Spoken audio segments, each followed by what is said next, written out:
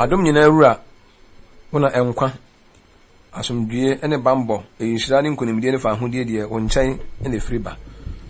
wo de adom ye ne de mu nyina awura ahwe nso se ne ya amfa waseda ama wo a na yitiafo aseda de Awurade de ma wan sanda sansa wo fatase da wase yi wa ye kamfo fi se wade wodi ye kai wodi enfom so nyina kyɛye na wo trete ya kwa nyina da wase ne nso am ye kwa me aba wanim na wo be hyira ye wo Yesu din mu. Amen. Amen. And then also, ya fene e kanya me asem kakra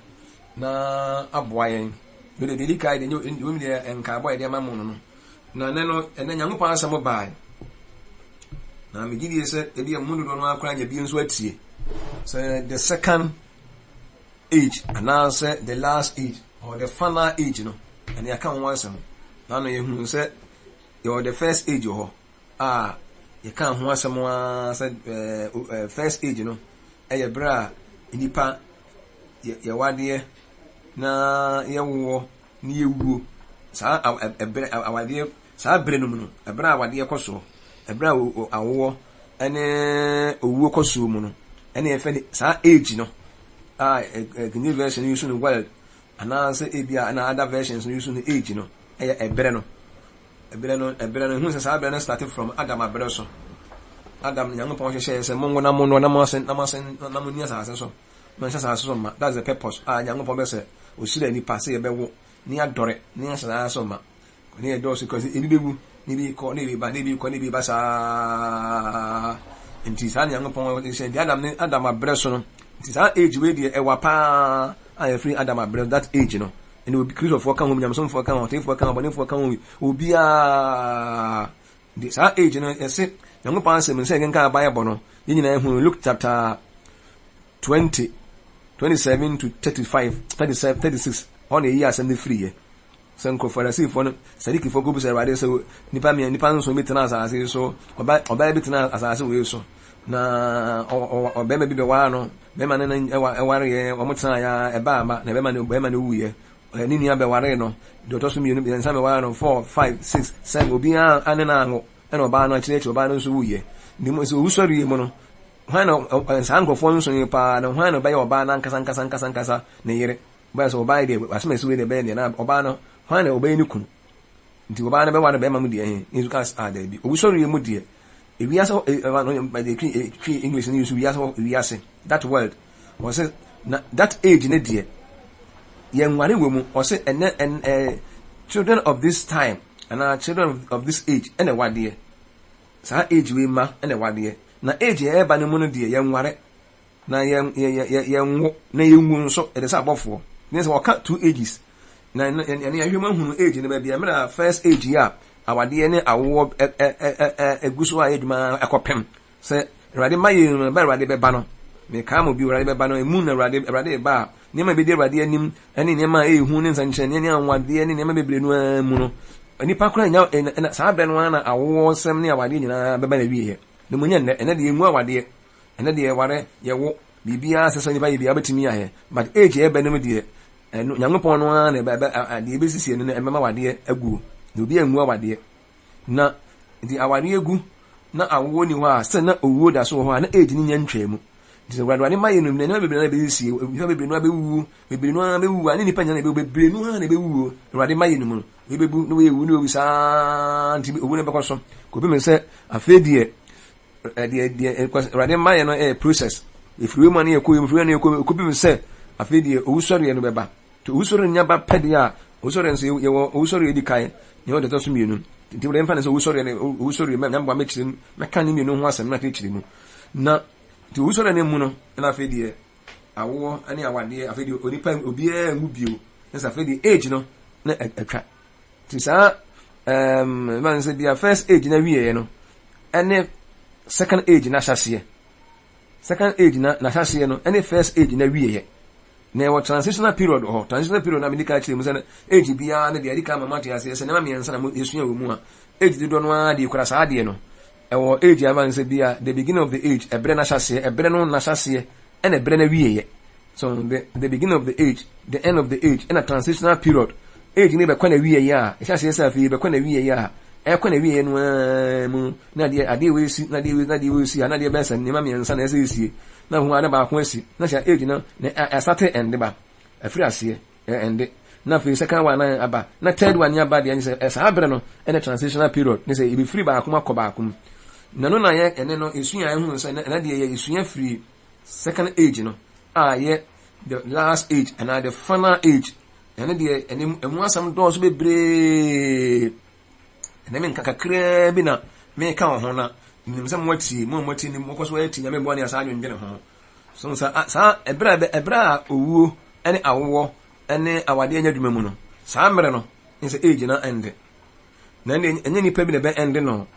nti saa mere no de saa age no mu no edi ani ma eba no emu na saa awade maye mu asem nyina besie awade ba de oba beye ni me be sie ni dos bebre ene me be ba no emu ene ya kan se dia awade enum ene awade bubu wiase atan sa age na ba no mu na awade bubu wiase fo nyina atan obi akoko mu asem bia de obi na secret bia bepie ade bi obi ne kokko mu bia se ye papa na abone ni nyina be ba eda na sa ba na obi akoko mu asem bepie eno mu na awade bubu wiase fo atan obi nyina ba kopie atemmuo kokoroko atemu kakra kokoko fita kasie no anim nyina obia bekọ yakobu ye ho akonta kire Onyankopon na fe nu na Nyankopon de abone age ni mu Nyankopon de abone fo begu oje mu ahye wo mo age na mu na adebonyefo nyina bade be hye wo mo edonso hell ya kan wasam nyina age ni mu na hell no oja tade no bade be bie so sa age no ni se si ye se de obitima da oto obitima bi ka se ye nyini heaven bi eni ho Nyankopon bi eni ho ana se Kristo bi enya na kure Bible enya na kure obi a odo Nyankopon ayekom o de di Bible atem o do pa di Bible atem tetia Bible so fa Bible nya hwe o de ye de ope bi a Nyankopon be ye quiet eda no duru na be hunu nanti eda no ena hell Nyankopon be bie eja ye bonsam jem no so pa ya kire nipa e wo wi ase nyina se jani nie bonsam jano na saa bere no Nyankopon de owuo asamado ene obonsam nyina betudem saa bere no mu na bonsam beche no enema na doso saa bere no na saa age no eni diso onye se de me kan nyina ebesi man se bia ebere ba akopɛ one time event bi na kabum ba da bi if we besi ni we yesi free man we ko nem saa purification of the earth as I see kuna Nyankopon ba ebe purify no obete as I see we ho ko before say rade na besi as I see we so no na as I see we nyina ni oklini ansa ni nyina no ye beka ho asem bebre ndi rade maye mu ne ho nsem bebre abofo bebe ba no ne oha musuo bi bebe ba wiase no ne no dos bebre ni nyina Nyankopon hye nyina de ato ti efiri mu ne ekowe mu na fa ni nyina mu no nkasa me ka ene me nka ho pa kakre ene de me mamu hunani na fa me de kakre bi asoso ne so nti we no na Nyankopon emaye ni mu no emu na awufo nyina besore so awufo nyina besore enum na dan nkwa wo ti de dan nkwa ya kan wasam nyina everlasting life eternal life nyina no emu na ewo na muna sa age ni muna a blessed age pa a glorious age a inshira bere pa ye so a inshira bere pa say any munyam bere glorious age pa ni munyam e bere pa Nyankopon be mo bia edin foforo sa bere no Nyankopon do bia di be ma no ni ade sa bere no mu na ebinya mansion ka sie Nyankopon sie mansion za ka sie de sa ni pa bi na ehye Nyankopon no na ayehye obia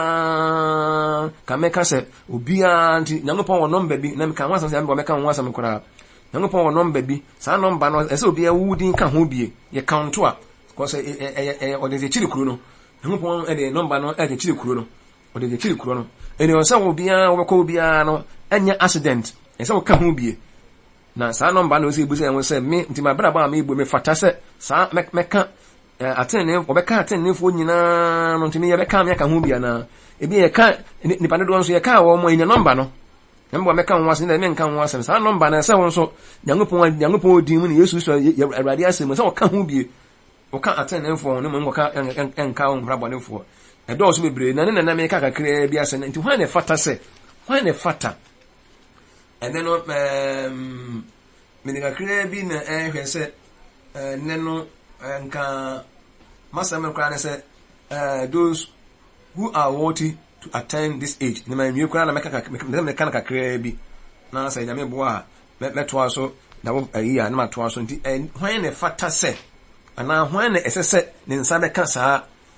age no ana saa owusori no nka Awurade asa Yesu sa ne Awurade kan ye o se Luke 20:35 na minka 34 o se na Yesu ebuase won se ewiase ma ware ewiase de nya cosmos eyon mai ware na ode wo ma wade na won a obebu won se ese won se ha asem wo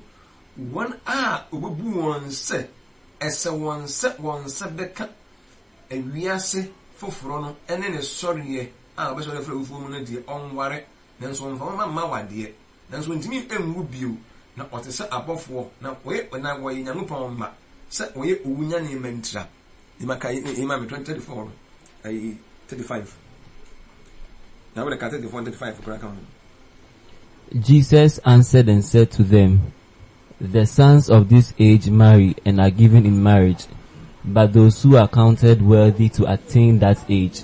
and the resurrection from the dead neither marry nor are given in marriage, nor can they die any more, for they are equal to the angels and are sons of God, being sons of the resurrection. Good. Good. I say, also, I say, I hear me pa say one or say, those who are worthy to attain this age. So, or can I say, or say, one more, I used to say, now one more. Obebu won say, was say, almost say, woman saka, age, no, and I was sorry, and I banner. Say na omo di ombe say na omo tie didi kan na say bu say enkra na say when who is worthy to attain this age when of father say nsa beka sa age ni eno ni asemi so e say ya no ana say who are those who will be counted worthy eno ni bu say who are those who will be counted worthy I say no when you enema mienu na say di kan fa ya de shi adwuma say o say obi na obebu wo mo say almost say woman saka we sorry no obi na bebu say because we say those who are counted worthy and so what they can bro from kwada go use passive who are counted worthy by when they bebu on say we say one bebu on say almost say obi na bebu nkrofo be say san nkrofo we dey almost say woman saka we sorry no ni age na eba no did can one did can do obu ye say yes say na ye fata se owusori na eba no ese ye nsa kana Onyankopɔn wa wanhye mo adwene mu Onyankopɔn na be count ye God will count as worthy and Onyankopɔn na be bu ye se obebu wo se wo abena adwoa ya afia ana kwame kwadwo ni kwasi wo fata se ewia ahenie no eman se dia age na eba no ese wo mfa nshi adwene mu enye ye maame enye ye papa enye ye nuanom enye ye namfonom enye asorofo na bebu ye saa na Onyankopɔn na bebu wo se cause say those who will be counted and as who are counted worthy why obebu wo mo obi na bebu nkrofo bi se wo mo se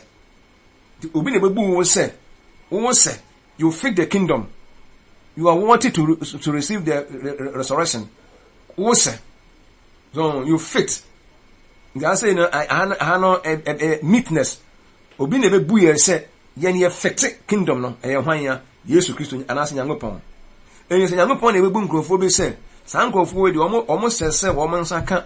even se bia age na eba me dia ena san Nyankopɔn na se ye so nani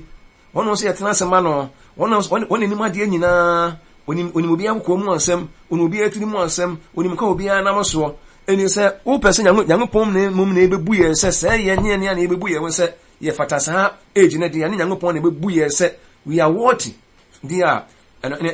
ehu na heaven nkoro ehu ne se heaven nkoro no hypocrisy ni ho heaven nkoro no ankasa no obi ntimi enifaso obi mama obi nkɔ age no mu obi ani ho a because Nyankopɔn na ebebu ni panel say you are worthy to attain you are Nyankopɔn na be count to say you sana Bible na kan mfa nse mo adwene mu pa nti na ɔka ya yɛgen ka ya no yɛhunu yi di ehunu sɛ one di obu yɛ sɛ yɛsɛsɛ yɛnsa bɛka Nyankopɔn ahenni no yɛsɛ yɛ Awurade Yesu na Nyankopɔn na bebu yɛn sɛ yɛsɛsɛ yɛnsa ka age no ɛne owusɔre wosɛ ndi obi Nyankopɔn na bebu sɛ wosɛsɛ wonsa bɛka age no wonsa bɛka owusɔre na yɛba me deɛ na nyɛ sɛ ne wontimi nwia ho nkom obi na evanse bi a or recommend wo ananka meka saa isa kwese obi na ebi kura na recommend wo ama obi ananse obi na kyerɛ sɛ o asɛmasi die ne hu ni asɛm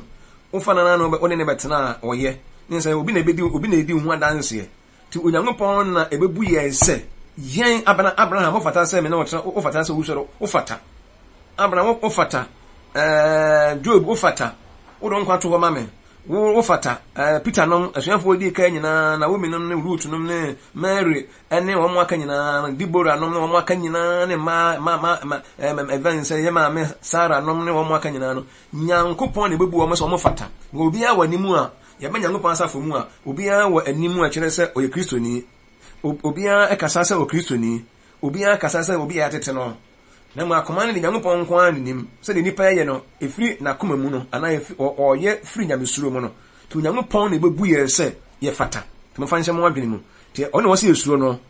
to Nyankopɔn ne wɔ sɛ yɛtena sema no ɔne wɔ sɛ wɔgye yɛ tumu ɔne bɛsan ase ama yɛ sɛ wo you are worthy to attain this glorious age you are worthy wo fata to obi ne bebu yɛ sa ne Yesu kan yɛ o mfa nhyɛ mo adwene mu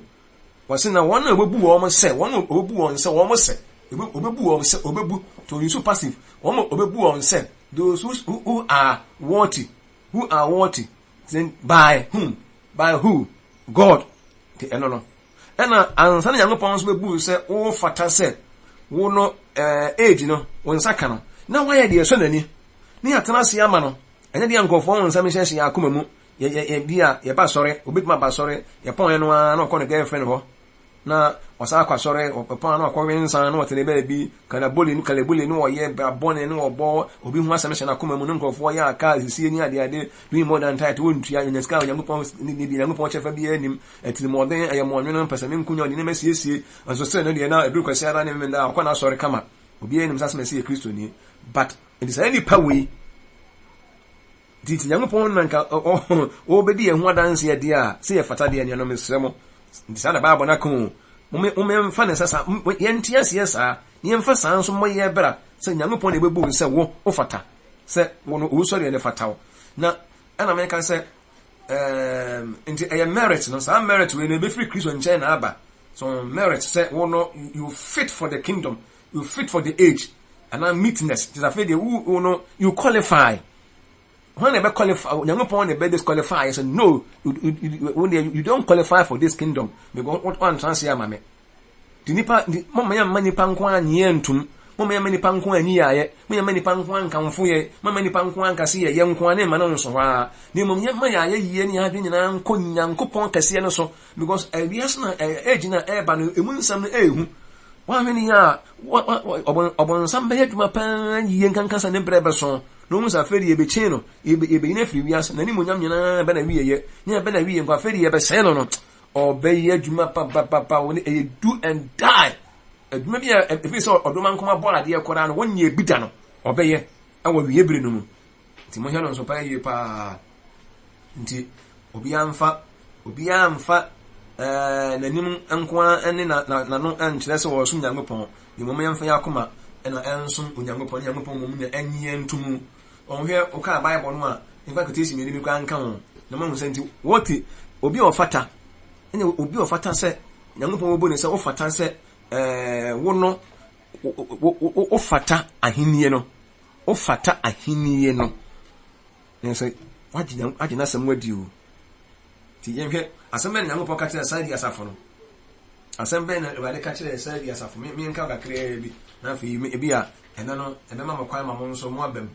na Saidi Revelation 3:4 me ka kakra bi 3:4 na mo nso mo ntwere 3:4 wɔse nanso wo edin kakra bi a omu ho fi Saidi na oni me benante entare fitem efi se wo fata on ofata yesu se side asafo no nyame bo that age no nyame bi ko so age ni mu a kofo bebre no na ba seye ba de ka bi ni mu no mu suro ruade no ba de san kofo de omo ne ba nante shinem every say omo fata ndi wadi ansa na nyame po bu ye se ye fata age no ne je se nyame po na eji atomu onyame po na eji watomu because ona ma ho na ka ho hwana ni mutiri mu asem hwana ni ma dwena obi hwana ni ma dwena obi dwena onitirim obi afọ obi hu tirim ka obi taa obi so asere kire no obi fa kwa mbone so nya na ho obi so fa kwa papa so nya na ho obi so kire obi a osere kire na koma mu pa ye pa oso odo obi a odo le pa ye no kure mu obi so odo obi so enye odo pa hwana ebe hunu already society asafo no enkofo bi wo ha o mu nwom ntaade hu fi to ugu ntaade hu fi nyankopon hunu wa hu fi nyankopon so hunu no se o mo ne mben nante ntaade bitaa mu ebe se o mo fata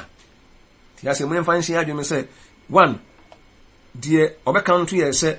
ye fata no nyankopon na ampas o mo ese o mo enkofo no sa nkofo no ese o me sa bana mo se hwe esa Isaac se nyankopon ogye ne kona henie mu esa Abraham se nyankopon ogye ne kona henie mu ese ahotefo ni nyina di kan Peter ni nyina ready Yesu di ntie kum wo mo esam dua na ebi na twe bi ni mo ase James no muhuna mane pa yese ewiase o muhuna mane na sangofo o fata se o mu zaka age no te mo memfa ensi adini mu so mo se we Christ okra no a Yesu kra de wakan Revelation 5:9 kra no Revelation ono ka se wo se o fata se ubi enwoma no evisi wakum na wodo nso ha wodo mo ja atọ ya ama Nyankopon book na da ho no san ya ka che ye ne radio Yesu Kristo kra wo se o fata se book no obi ani ho a o fata se book yi obekọ ho no abie mu wo de esel efiri se wo de won kwan ato ho na ya kum no asori afra wufuo mo nso o fata de mama yenso ya fata de ne mama ya fata John the Baptist ba no wo se me kra Yesu kra mpa bo akra me mfata I'm not worthy se me qualify se papa no mpa bo akra no me polish ye di adia be na ye ya na kire se ye fata ye tena so ahotie mu ye tena so kronkron ye mu ye su awurade ye bo ye bra se di Nyankopon asam aka pepepe ena kire se ye fata adofonom de me kan ni o ti ena ne de e biebie ni kakra na akire mu oka even say Thessalonica for ngoma no a in second Thessalonians 1:11 and so you come here like bi nia na mo san twere 1:5 the second Thessalonians 1:5 and 11 to make 11 na answer say na timi aboa o say second Thessalonians o say 11 o say enti yenso ye bom paye mamoda say ye Nyankopon emum se mo se ofre no na onfa tumi nso ema na ye meyo eni so ade eni gidie adwuma enye moma ma menka 5 na nka ho mo se frɛ no mo se mo fa nse mo ade no sa ena 5 wo de menka ya 154 no eno na eye Nyankopon atantane agina ye se obobu mo se Nyankopon ahenie no mo huhu amane no efata mo Nyankopon ahenie no a ye huhu amane no efata ye so nti ha sei no bibi wo ha no efata nipa ye kronkron ye nti ye fata se Nyankopon ogye ye yesu Nyankopon Job yi ne ho firi bone bia ho ogye Awurade di hwe ne yere ye bone no ka nanim anye bone titifo nyina so Nyankopon ti wo mo fata Nyankopon na bebu o se mo fata to nyese bi obi a ye sorry ya ne yenza kaka age no Nyankopon ne be kore on ne bebu ye se ono ne be kase be count ye se we are worthy to qualify, we are waiting for the kingdom and for the age and for the resurrection ye fata and the merit bi a benya afri Awurade ho ye na Awurade ho nti on ne benya sa afri ne on say we are worthy, we qualify nti emra me dia se ne bebe na wie yi ahini ne age ne dia eba owuso da ne amanfo be sore ne e be yesa bofo na wo se wo mo bebu won se won obebu won se ose wo mo obebu won se wo mo se ti bebu wo mo se angofo ne ebu wo mo se wo mo se ti obi ne bebu wo mo se angofo ne mo se mo fata mo abrabọ ne ye mo su Nyankopon mo su Nyankopon nya nhwehwe ni mu mo su Nyankopon firi akoma mu so you are waiting enye se Nyankopɔn ntimi krɔmfo ntimi mfa ne krɔn no mbeti Nyankopɔn ware se ni ntimi do Nyankopɔn da bia mamafo ntimi do Nyankopɔn obi boni bi nipa be bia na ni bibia da Nyankopɔn anim ti anse Nyankopɔn bo se wo fata no ono hu bibia isa ne se waso na nipa wagye watum na nya se bia afiriwa ni mo ne tene na sem no udi so ko be bre ho a wo mo qualify ba nipa be mu wo so mekɔ heaven nipa be mu wo so aseme di wo so nyame pa o aseme di wo so nyame oni mo ne mo fe pa o won de se di heaven kora bo be ko bi o well Nyankopɔn sa this obedi side final decision no final decision there e be fi Nyankopɔn nche na aba wona be ka sampa you qualify for the age me mo yenye be hu se qualify because you so nani enne afutu akra me de ma mo no me bo ameto aso me nwie me bie mo ni kakra